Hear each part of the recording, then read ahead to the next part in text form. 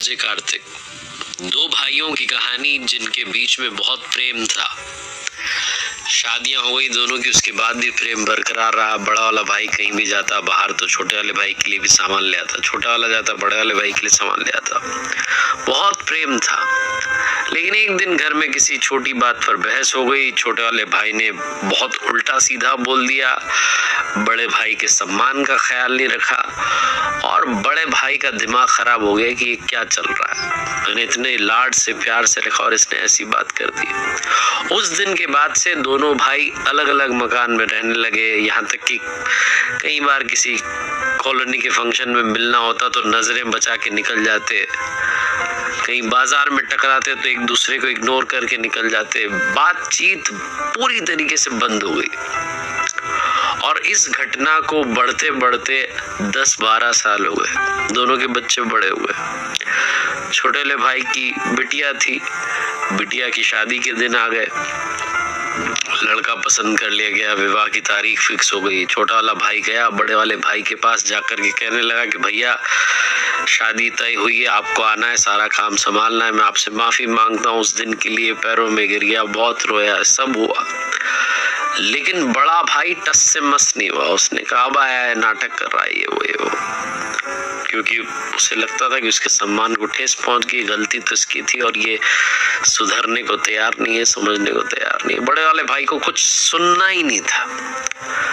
छोटा वाला भाई बड़े दिल से माफी मांग रहा था, चाहता था भैया आए, आशीर्वाद दे, उनके बिना कैसे, उनके आशीर्वाद के बिना कैसे सारा समारोह होगा। दोनों भाइयों के बीच में कॉमन बात थी, वो एक ही महात्मा के यहाँ जाते थे, उनको मानते थे।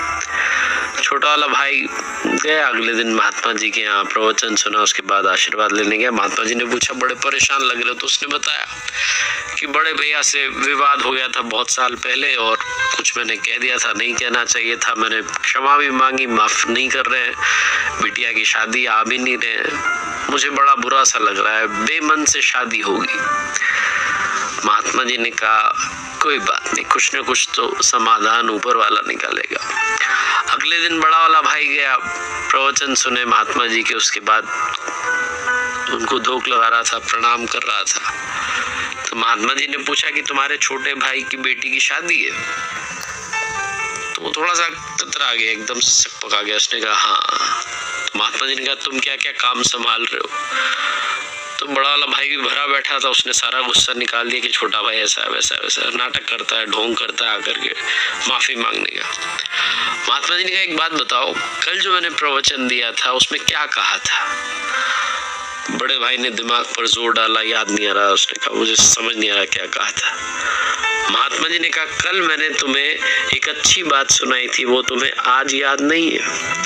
और छोटे भाई ने 10 साल पहले कुछ कह दिया था, वो सारी बातें एक एक करके याद कर रखी हैं। अगर ऐसे ही पुरानी उन बातों को, कड़वी बातों को याद रख के चलोगे तो जीवन कैसे जियोगे? जो अच्छी बात याद रखनी चाहिए वो तो तुम भूल चुके हो सिर्फ एक दिन में, और जो बुरी बात भूल जानी चाहिए थी उसी दिन, उसे 10 साल तक पकड़ के बैठे हो। बहुत छोटी सी कहानी जो सिखाती है कि अगर भूलने वाली बातें याद रखेंगे तो जीवन भर विवाद हमारे साथ